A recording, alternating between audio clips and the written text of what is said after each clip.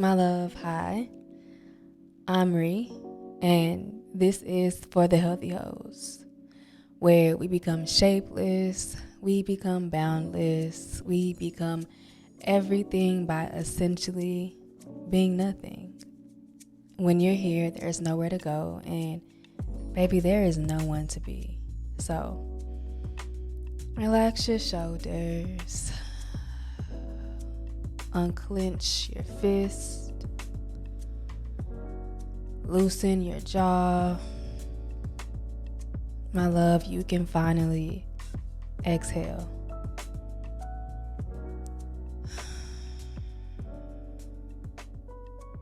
And let's just sit with that breath for just a moment to check in, feel our true sense of being, our true self, our soul, our spirit.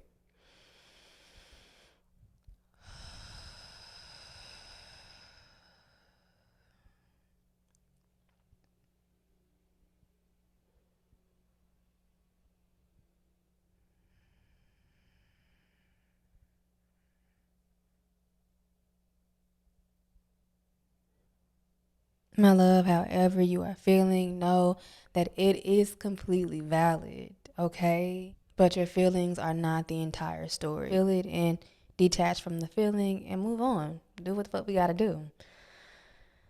I am well. I am regulating myself as we speak. This is regulation for me. I listen to GNX. Who is still listening to GNX? I love that album so much. Get me in the mood, get me feeling like the incense got me coughing a little bit. Get me in the mood, feeling like myself, feeling like the queen goddess that I am. Yeah, so I can hold space for me and for you. So I did a Q&A a little while ago, and somebody asked, how does one return home to self? And it's been bubbling in my mind for like the past 2 or 3 weeks. Like my little subconscious has been plotting and scheming and like dissecting that question.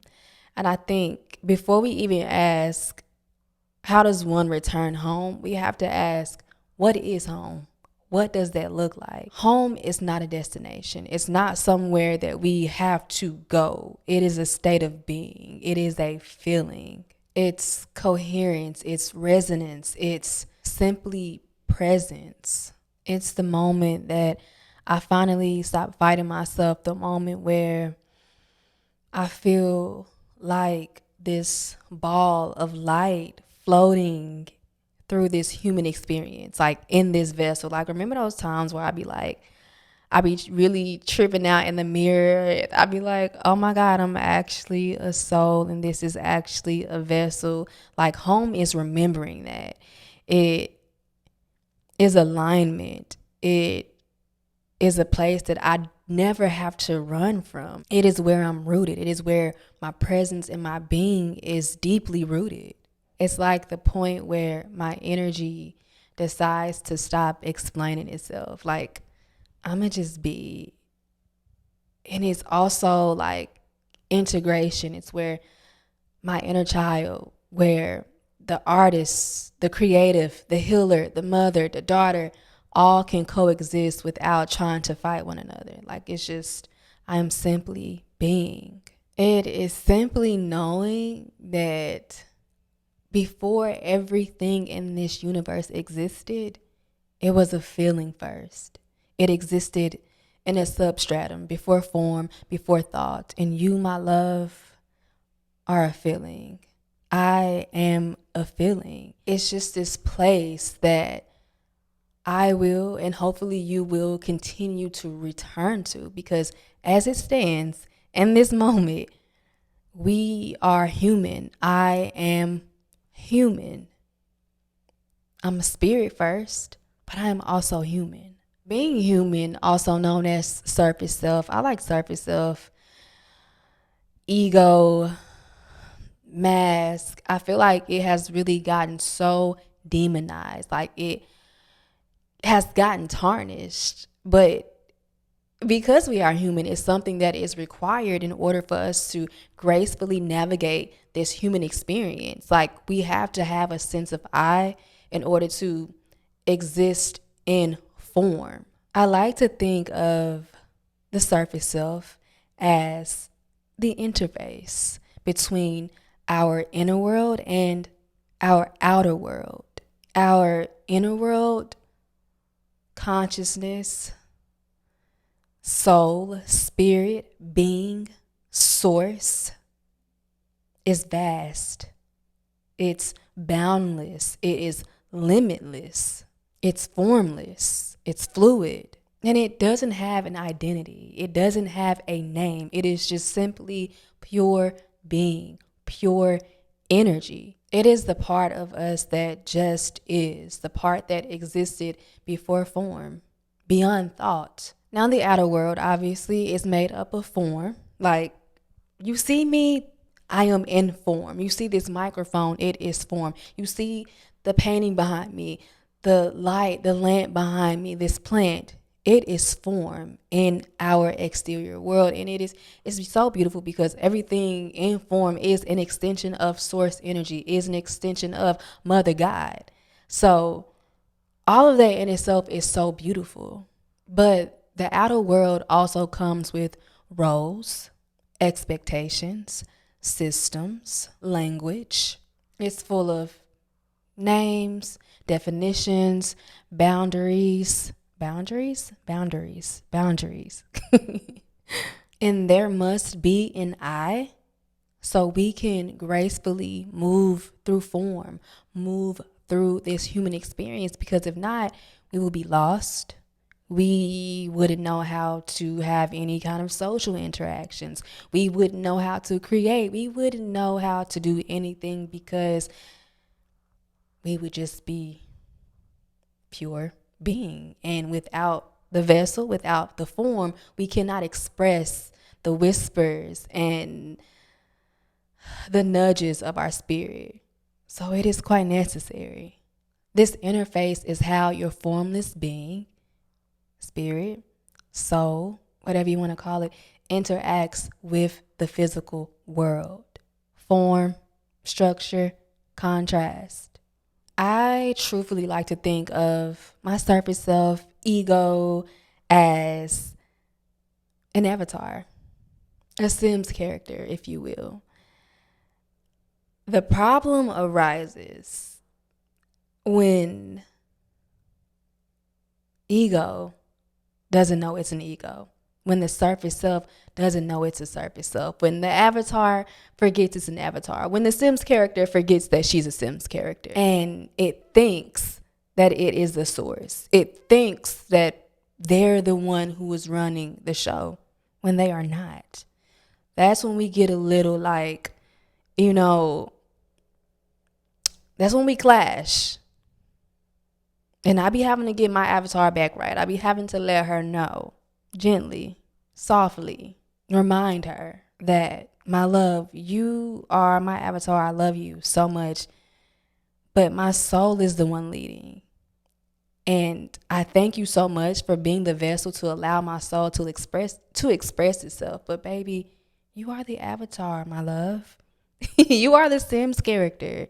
You are not the source. My surface self, your surface self, your ego is the visible functional layer that allows your soul to play at the game of life. And I thank you for that. Like, I appreciate you for that. But let's not get carried away, When the ego forgets that it is just the bridge, it starts to freak out, starts trying to control things and act out of fear and almost become a puppet. Like, I feel so trapped. I feel out of body when my ego takes over, because truthfully I am. Like, she has come and invaded my whole ass being. And so that's why I know I'm lying. I don't immediately know the moment, because sometimes it's really, really subtle. Like, sometimes it takes a couple of days, but I notice it and I'm like, okay, whoa, wow, wow. When I am leading with my soul, my spirit speaks in energy, in intuition, in silence, and my vessel, my Sims character, translates that into movement, into creativity, into this conversation that we're having right now. Don't you just love? Sometimes I just gotta be like, I love my soul. I love her so much. But it translates all of that into choices, into movement, into conversation, into anything you're able to think of that takes shape and form in the exterior. Your soul did it. Your soul did it. Source did it. When I'm soul led, I'm flowing with the current. When my ego has taken over and I really forgot who the fuck I was. When my ego is leading, I'm flowing against the current. Shit, I'm not flowing at all, really. I'm drowning. In my past few meditations this week, I kept having this vision of me, and it scared me at first. Like, I got up, I walked away from meditating until I finally was just like, let me sit there and let's be a gangster through this. But I kept picturing myself emerging out of water, gasping for air. Like I could finally exhale. And that's kind of what it feels like. I feel submerged underwater when my ego has taken over and possessed my being. And the journey back to myself, the journey back home, feels like I am emerging from water, catching my breath, deep exhale, lungs open and close. And I'm able to live again. Not just merely exist, but truly, truly live. Oh, it's such a beautiful feeling. So many of us just don't know how to live, myself included. I did not know how to live. Somewhere down the line, so much got lost in translation. The ego, once again, misunderstood. My brain be going so fast sometimes and I can't keep up, okay? But the ego misunderstood itself as the translator and mistook interpretation for divine truth. This episode is sponsored by Air Doctor. One thing about me, I'm going to breathe some air. I really love to breathe. I love exercising my right to be human. The thing is, so much of the air is unfortunately polluted. Now, I like to spend a lot of time in my home, okay? And I think we may assume that the outdoor air is more polluted than the indoor air, and that is just not the case. The indoor air can be up to 100 times more polluted than outdoor air. That's crazy. I implemented Air Doctor into my home a few months ago, and it has been such a beautiful, clarifying experience. Air Doctor, the award-winning air purifier, eliminates 99.99% of dangerous contaminants like allergens, viruses, smoke, gases, mold spores, and more. And I need all of that because I'm a very sensitive girl. I have allergies, so I can't be playing around. Unlike other purifiers, Air Doctor captures invisible particles 100 times smaller than standard HEPA filters. Breathe easy with Air Doctor. Head to airdoctorpro.com and use code FTHH to get up to $300 off today. Air Doctor comes with a 30-day money-back guarantee plus a 3-year warranty. An $84 value, free. Get this exclusive podcast-only offer now at airdoctorpro.com, airdoctorpro.com, and use our code FTHH.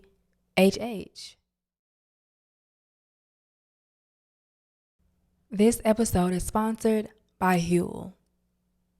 I'm not gonna lie, sometimes I get really busy and I forget to eat, and then when I remember to eat, I'm eating pretty much whatever I can find. I'm eating fast food, I'm eating chips from the pantry, and for me, my lifestyle, that's okay sometimes, but it becomes a problem when it gets consistent. Eventually, I get back in line and I eat and consume the things that fuel and nourish my body instead of the things that do quite the opposite. Here recently, I've been leaning on Huel.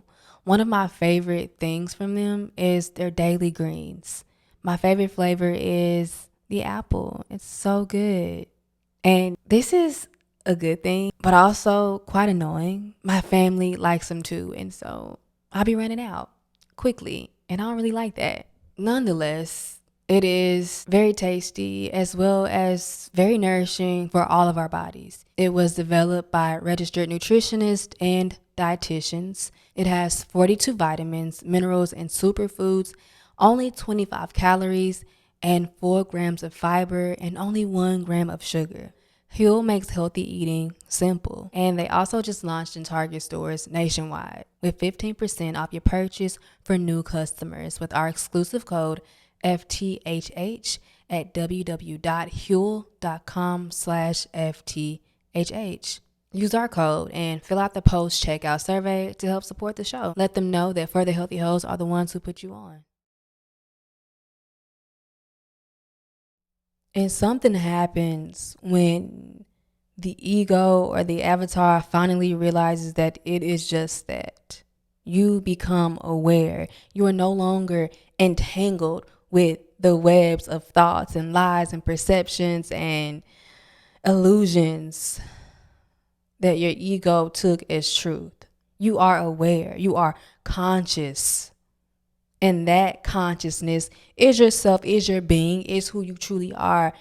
It's monumental. It is life-changing. It's such a beautiful reunion with your soul, with your spirit, when you can finally feel yourself again. Oh my God. You begin to unidentify with ego, with the thoughts, the inherited beliefs, the systems and the boxes that you placed yourself in, the beliefs and values that you thought you developed about the world, about your place in it.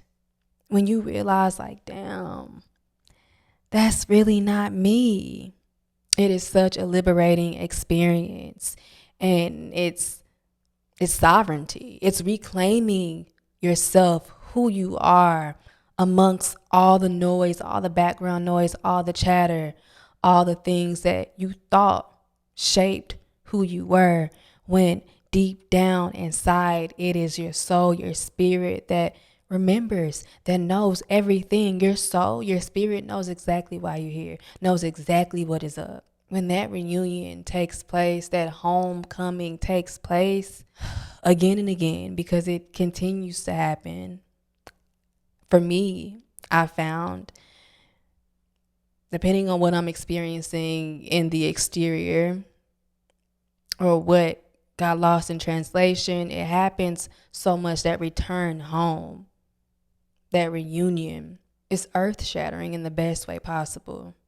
But before that awareness, we identify with every thought, every emotion, every illusion, every external label. When we make that subtle but loud shift back to awareness, you're no longer inside the thought. You, my love, are the one watching it.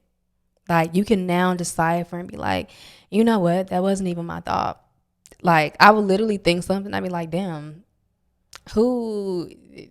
that's not an original thought. That's not a source thought, you know? Or that reaction belongs to a wound that I've now outgrown. Or this fear is rooted in something that I absorbed, not something that is truth, something that is my truth. And that clarity is, I want to use the word monumental again. It's so monumental, and it's a portal. Like, clarity is literally a portal to recolonizing your mind, to replanting the seeds of your mental garden. Because now you're no longer blindly fighting old programming. Like, you know what's up. You can see now. You're not in the dark anymore. Awareness is the light that makes recolonization, planting new seeds possible.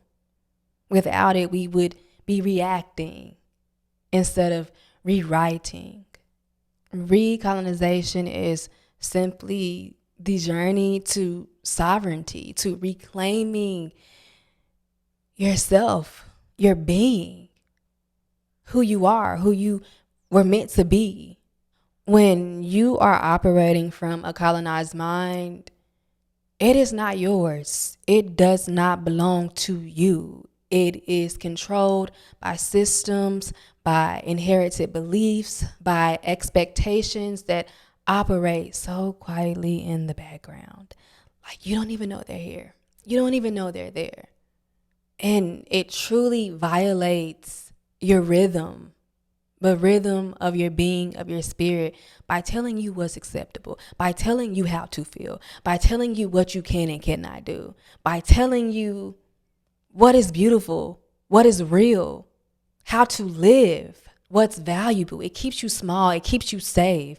It wants you to stay exactly where you are, because when you are where you are, you don't have to expand and you don't have to grow. You don't have to fight for your fucking life. And, I feel like for me, I really had to navigate replanting my mental garden, which is really actually fucking fun. It's so fun. Sacred and slow work, but fun nonetheless. I have really had to be gentle. You know what I mean? Because colonization, a colonized mind is acting in survival. It is us, our subconscious, trying to keep ourselves safe. Our minds adapt to our environment. It teaches us how to navigate rejection or instability or danger, or what at least felt like those things. But these adapters are not our identity. It is not who we are. It is not the entire story. And the thing is, I think where it gets really trippy, while we are in this space of the colonized mind operating from that mindset, you are probably still functioning, my love. You're probably even succeeding. Like, we out here getting shit done and living our best lives.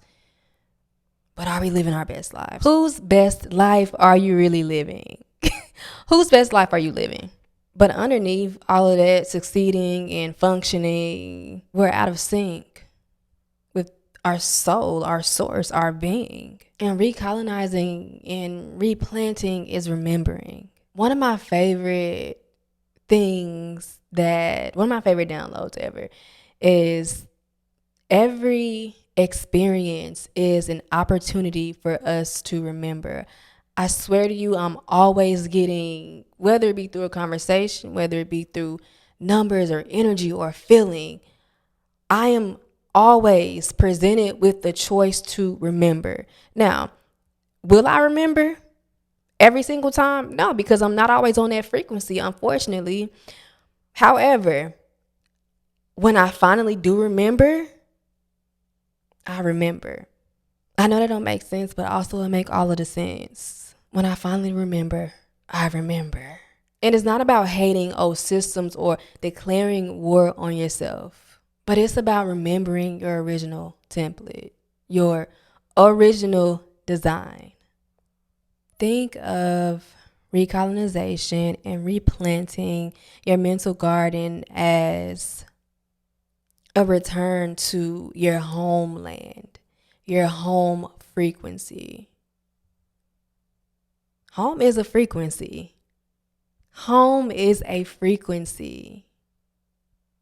Think of it as returning to homeostasis with care, with consciousness, with intention. It's an act of reclamation of yourself, my love, of you, of your thoughts, of your perception, of mind, of your truth. It's the part where we begin to question everything. Like, whose voice is this really? Whose life am I really living? What I said earlier, whose best life am I actually living? Whose belief is this? Does this belief feel expansive or does it feel contracting? Question every single thing, not with judgment, but with gentleness and love and ease, in order to remember it is a revolution. Like, it's very much a revolution. It is slow, sacred work. And I know, even for me, that's a hard pill to swallow because we live in this outer world, this exterior, where it seems as though everything happens so quick. We are, as a culture, addicted to instant gratification. So don't even, like, let's not even talk about recolonization. Like, we don't even want to hear that shit because we're so used to things happening so quickly and we give up when we're almost there. When it comes to recolonization and meeting your soul again, it's slow. And we have to honor that slowness. Everything in nature was created slowly, intentionally. It takes years for so many things in nature to finally, first of all, get above the surface. Like, it takes time. And then once we are above the surface, we are still growing. Nature is still growing, still taking its time. So why should we rush? Honor the slowness and the sacred work of replanting your mental garden. We start unlearning and identifying beliefs that were never really ours. We release these thought patterns that kept us in this perpetual cycle of self-betrayal. Like, we are the ones who are betraying ourselves by being stuck in old cycles that we have outgrown, that are no longer serving us. So why the fuck are we still here? We get to choose new patterns that are aligned with our soul. Like, that's the fun part. Like, I can do whatever the fuck my soul wants me to do. Like, my little Sims character, my little avatar, she is completely soul led. Like, I get to pick and choose what works, what doesn't, what I like, what I don't like. I'm fucking free. Like, that smells like freedom. That tastes like freedom. And once you have had that taste of freedom, because again, that awareness is something that for me has, where I am on my journey, it comes and goes. And I don't know if it won't, as long as I am in human form, I don't know that it won't come and go. But I think the silver lining is that I always remember. But once you've tasted that freedom, for me personally, it is a place that I've always strived for. Like, being here in the moment, nowness with my being nothing, being formless, yet being everything. Words does not do it justice, will not do it justice, but I'm gonna keep trying. So yeah, when you are finally home again for the umpteenth time, it feels like peace. It feels like flow. It feels like an exhale. It feels like this is exactly where I'm meant to be and there is nowhere else to go. It feels like this is enough. It feels like I don't know and I don't really need to know. I'm okay with not knowing. I don't need to control. I'm okay right here, my love. You are okay right here. We get to choose the frequency that we want to live on. Choose yourself. Choose your true state of being, your pure potential, consciousness, your spirit. Meet it. Spend time with it. And solitude. A lot of times, like, especially this past year has been, oh my God, such a transformation. Like, 2025 has been the most transformative year that I've had to date.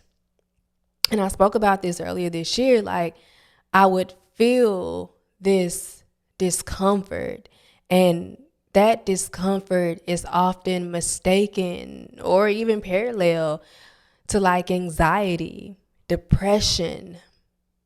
Okay? And it's hard to sit in that shit. It's hard to sit in that discomfort. But when I remember it is my soul, that discomfort, right? It's my soul striving to meet my human self where I'm at. And she's yearning for evolution, for expansion. I just sit the fuck down and I just breathe.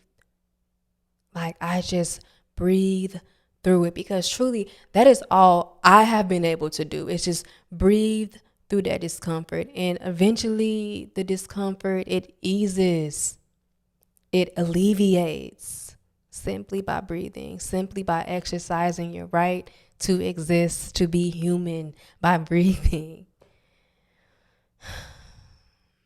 Returning home is an exhale. It is reuniting with your spirit again and again and again and again. It is when your inner world stops orbiting around other people's expectations and starts revolving around your own light. Yeah, that's home. And I'm really happy to be here. If you haven't, I hope that you find it.